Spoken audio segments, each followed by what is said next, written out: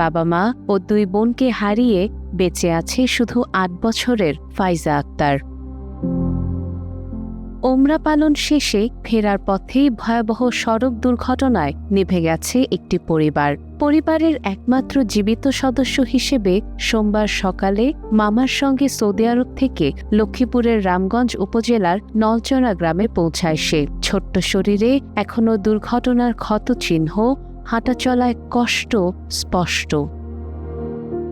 ফাইজা রামগঞ্জ টিউরি সরকারি প্রাথমিক বিদ্যালয়ের 3য় শ্রেণীর ছাত্রী। স্বজনরা জানান, বাবা মা ও 2 বোনের মৃত্যুর খবর এখনও তাকে জানানো হয়নি। সে জানে দুর্ঘটনার পর সবাই হাসপাতালে ভর্তি। মাঝে মাঝে সে মাকে খোঁজে, বাবার কথা জিজ্ঞেস করে। ঈদে নতুন জামা পরে সবার সঙ্গে ঘুরতে যাওয়ার কথাও বলে। তার সেই সরল কথায় স্বজনদের চোখ ভিজে ওঠে, কিন্তু কেউ সত্যটা বলতে পারেন না।